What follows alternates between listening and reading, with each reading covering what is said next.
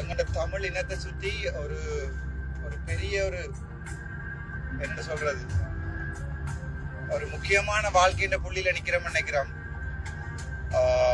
இந்த ஜனாதிபதி தேர்தலையோ அல்லது இந்த எலெக்ஷன்லயோ நாங்கள் ஒரு விஷயத்தை சரியா முடிவெடுக்கலன்னு சொன்னால், நீங்கள் தமிழ் தலைமையண்டு இது வரைக்கும் இருக்கிறார்கள் வாழ்க்கையில 2009க்கு பிறகு எடுக்க போற மிகப்பெரிய தவறான முடிவை இதாத்தான் இருக்குன்னு நினைக்கிறேன். இது அடியனுடைய சிறிய கருத்து. நான் எங்களுடைய தமிழ் தேசிய கூட்டமைப்பா இருக்கலாம், அல்லது டக்ளஸ் தேவானந்த ஐயாவா இருக்கலாம், அல்லது சஜித்தோட நிக்கிறார்களா இருக்கலாம், ரணில் ஐயாவோட நிக்கிறார்களா இருக்கலாம். வாழ்க்கைன்ற மிகப்பெரிய ஒரு கட்டத்தில் நிக்கிறோம். நாங்கள் எங்களோட தனி சந்தோஷங்களை பார்ப்போம் என்றால், தமிழினம் என்ன ஒரு 30 வருஷத்துலயோ 50 வருஷத்துலயோ இல்லாம அழிஞ்சு போயிடும்ன்றது என்னுடைய பணிவான கருத்து. இப்ப நீங்கள் கதைக்கிற ஒவ்வொரு விஷயமும் எடுக்கிற ஒவ்வொரு முடிவும் உங்களுக்காண்டியா இருக்கக்கூடாது. யாரோ ஒருத்தன் எங்களை நினைச்சு கொண்டு ஒரு முழு இருட்டுக்கிளையா இருக்கலாம், 12 மணி வெயிலா இருக்கலாம், உடம்புல ஒரு ரவை ஒன்று ஏறைக்குள்ள எங்களை நச்சு கொண்டு கண்ணை மூடி இருப்பாங்க. அதுல கொஞ்சம் நச்சு போயிருங்க. அந்த பொறுப்பை தார்மீக பொறுப்பை அந்த ஒவ்வொரு உயிரும் உங்கள்ட்ட கையில தான் தந்துட்டு போயிருக்கு. அப்ப இப்ப நீங்கள் இருந்து கொண்டு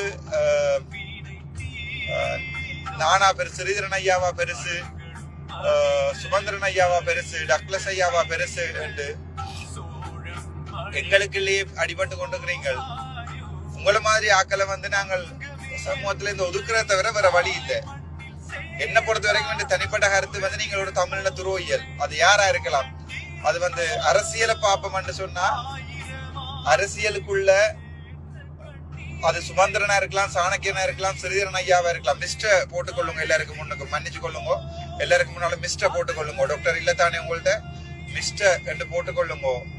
அல்லது மிஸ்டர் சித்தார்த்தனா இருக்கலாம், நீங்கள் இபிடிபியா இருக்கலாம், மிஸ்டர் அமைச்சர், மாண்பு அமைச்சரா இருக்கலாம், இப்போதே அமைச்சர். அடுத்த எலெக்ஷன் என்ன நடக்கவோ தெரியல. அது யாரா இருக்கலாம். உங்களுக்கு ஒரு தார்மீக பொறுப்பு இருக்கு. இதுவரை காலமும் எங்களுடைய தனிப்பட்ட தேவைகளுக்காண்டி அடிபட்டு கொண்டு நீங்கள். ஆனா இப்ப உங்களுக்கு சமூகம் ஒரு பொறுப்பை தந்திருக்கு. 2024 தேர்தல்ன்றது 2005ஆம் ஆண்டு நடந்த ஒப்பான தேர்தலா பாக்கினோம். இந்த 24 தேர்தலையும் நாங்கள் சரியான முடிவொன்று எடுக்கல என்று சொன்னால், இப்ப எல்லாரும் என்ன கேட்டவ பொது வேட்பாளர் அப்போங்கன்னு சொல்லி மற்ற 2 போனுக்கும் மாறி மாறி கொண்டு இருக்கு. பொறையில இருந்து கேட்டு கொண்டிருக்கணும். என்னை பொறுத்த வரைக்கும் அதை பற்றி நான் பரிசீலிக்கிறோம், அதை பற்றி திங்க் பண்றேன். அதால என்ன லாபம்? நாங்கள் தமிழர் எல்லாம் ஒண்டாணிக்கிறோம் என்று சொல்லி காட்டிடுவோம். ஆனால் ஒண்டாவே இல்லை என்று ஊருக்கே தெரியும். கஜேந்திரன் நம்பி ஒண்ட சொல்லி கொண்டிருக்கிறார். அப்ப நாங்கள் அது பிரியோசனம் இல்லைன்னு நினைக்கிறேன். என்ன பொதுவான கருத்து என்ன ஒரு இளம் இருக்குது நான் நினைக்கிறேன். நம்ம வேட்பாளர்களுக்கு பேர் கொடுக்கறதுக்கு ஒரு இளம் இருக்கு.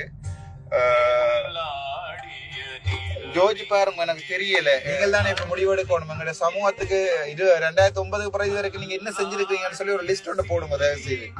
எங்களுடைய தமிழ் சமூகத்துக்கு நீங்கள் இவ்வளவு காலமும் பொத்துவீலில் இருந்து பொலியாண்டு வரை புண்ணாக்கு கொண்டு வந்தது தவிர என்ன இது வரைக்கும் செய்திருக்கிறீர்கள்? அங்கஜன் ஐயா அவருடைய பார்த்தேன், அவர் என்ன செஞ்சிருக்காரு? யாழ் கனவு பால் கனவு இப்ப ஒன்றுமே இல்லையாப்பா யாழ்ப்பாணத்துல. டக்ளஸ் தேவானந்த ஐயா இருக்கிற ஒப்பிட்ட ஆக்கள்ல ஏதோ செஞ்சிருந்தா கூட எங்களுடைய எதிர்காலம் இன்னும் ஒரு 50 வருஷம் கழிச்சு டக்ளஸ் தேவானந்த ஐயா என்ன செஞ்சிருக்கிறார்? எங்களுக்கு அண்ணன் நாடைக்கு வேலை எடுத்து கொடுத்துருக்காரு, பிரச்சனைகளை தீர்த்து வச்சிருக்கிறார், சாதனைக்கு பாஸ்போர்ட் எடுத்து கொடுத்துருக்காரு. எல்லாமே பெரிய விஷயம் தான். மக்களுக்காண்டி அவர் சின்ன சின்ன விஷயம். நாங்கள் லாங் டேர்ம்ல ஒன்றுமே திங்க் பண்ணல, எல்லாம் ஷார்ட் டேர்ம். அந்தந்த டைம்ல ஒரு ஆள் கம்ப்ளைண்ட் ஒன்று பண்ணினால், அதாவது டாய்லெட் இல்லைன்னு சொன்னா டாய்லெட்டை காட்டி கொடுத்துச்சு. அதுக்கு பிறகு அதுக்குரிய படத்தை எடுத்து போட்டு விடுறது. நாங்கள் அதைத்தான் செய்து கொண்டிருக்கிறோம் இவ்வளவு நாளும். அதை தவிர லாங் டேர்ம்ல என்ன செய்திருக்கிறோம்? நாங்கள் சாகைகள்ல அடுத்த தலைமுறைக்கு என்னத்தை விட்டுட்டு போறோம்ன்றதை பற்றி நாங்கள் ஒருத்தருமே திங்க் பண்ணல. இந்த எலெக்ஷன்ல நாங்கள் எப்படி வின் பண்றது, எப்படி ஓட்டுகளை பிள்ளையா எண்ணி போட்டு கொள்றது, எப்படி அது யாரா இருக்கலாம், அறந்தோபான இருக்கலாம், எல்லாருமே ஒரு துரோகிகள். என்ன பொறுத்த வரைக்கும் இதுவரைக்கும் இருக்கிற அரசியல் வாதிகள் அவ்வளவு விரும்பி. நான் அரசியலுக்கு வரணும் நான் என்றதுக்காண்டி நான் சொல்லல. சில நேரங்களில் நான் I'll be a king maker, I'll make some kings, 15-20 kings make பண்ணிட்டு நான் காத்தா போயிடுவேன். எங்கட அப்பா எங்கன்னு தெரியாது, காணாமல் போனால். எங்கட அப்பாவும் எங்கேன்னு தெரியாது. அதனால என்ன நீங்கள் ஒருத்தர் தேடி பிடிக்க போறது இல்லை. நான் செத்தா ஒரு தமிழண்ட கையால அல்லது தமிழச்சின்ற கையால தான் சாவன் நினைக்கிறேன். சிங்களோட கையாலேயோ ஒரு முஸ்லீமோட கையாலேயோ சாறது சான்ஸ் குறைவு. எனக்கு த்ரெட்னிங் கோல்ஸ் வந்துட்டு எல்லார்ட்டையுமே சொன்னது தலையில சுடுங்க,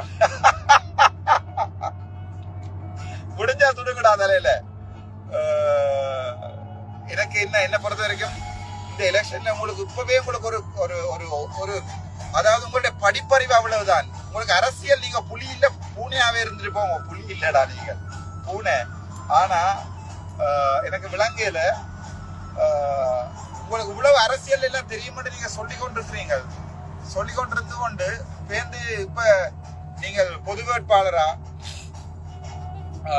வேட்பாளர் இல்லையா என்று சொல்லிக் கொண்டிருக்கிறீங்க. எனக்கு விளங்கல. உங்களுக்கு என்ன தெரியுமன்றதே எனக்கு தெரியல. ஒரு அடியனுடைய சின்ன இது தயவு செய்து உங்களுக்கு எல்லாம் 60-70 வயசு சம்பந்தர் மாதிரி திடீரென்று பெட்டிய தூக்கம் ஆக்கலாம் போயிடுவீங்க. போய்களை 4 சனம் அழவணும் உங்களுக்கு. நான் இன்றைக்கு செத்தா 4 பேர் அழுவாங்க. நீங்க செத்தா வேணாவது அழுகுறீங்களா நினைக்கிறீங்களா? நீங்க வேண்டி கொடுத்த சாப்பாடு வேண்டி கொடுத்த நாயே உங்களை தூக்காத போடி. நான் சேலஞ்ச் பண்றேன். சுமந்திரன் ஐயா நீங்க சட்டத்துல பெரிய ஆள். இதுவரைக்கும் உங்களோட சட்ட புலமையால தமிழருக்கு என்ன செஞ்சிருக்கிறீங்க?